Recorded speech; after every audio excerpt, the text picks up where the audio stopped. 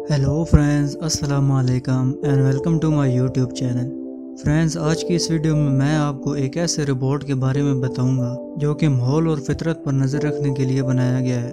ये robot Georgia में बनाया गया है। घने जंगलात में इंतहाई सुस्ती से हरकत करने वाला एक जानदार स्लॉट भी है।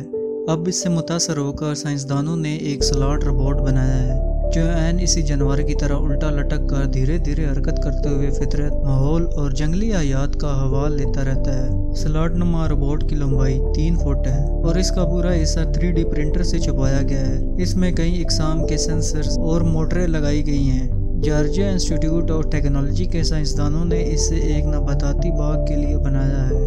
अपने नाम की तरह ये बहुत सुस्त रफ्तार से आगे बढ़ता है और बैटरी कफायत से खर्च करता है। रोबोट जंगल के तहफ़्फ़ुज़, माहौल की बका, जानवरों और परिंदों पर नजर रखने के लिए बतौर खास डिज़ाइन किया गया है। इस पर खास किस्म के सोलर पैनल लगाए गए हैं जो सूरज की रोशनी से पूरे बरकी निज़ाम को चलाते हैं। 2 दरख्तों पर एक मोटा तार बांधकर इस पर रोबोट चलाया जाता है। अपने सेंसर से ये दर्जा हरारत, कार्बन डाइऑक्साइड, मौसम और दीगर कैफियत को नोट करता रहता है। लेकिन रोबोट सारी तब्दीलियों को बहुत तवील अरसे तक नोट करता रहता है और एक मरतबा माहौल का हिस्सा बन जाने के बाद कई माह और साल तक का डाटा जमा कर सकता है। रोबोट को 100 मीटर लंबी तार पर लगाया गया है और ये सिर्फ ज़रूरत के वक्त ही आगे बढ़ता है, वरना एक ही जगह रोककर मालूमात जमा करता रहता है। तवक्को है कि अपनी इस सलाहियत की वजह से ये एक माहौल दोस्त रोबोट साबित होगा, क्योंकि ये बहुत तवील अरसे तक एक माहौल का हिस्सा बन सकता है। देखने में ये रोबोट हूबहू स्लॉट जानदार जैसा ही लगता है।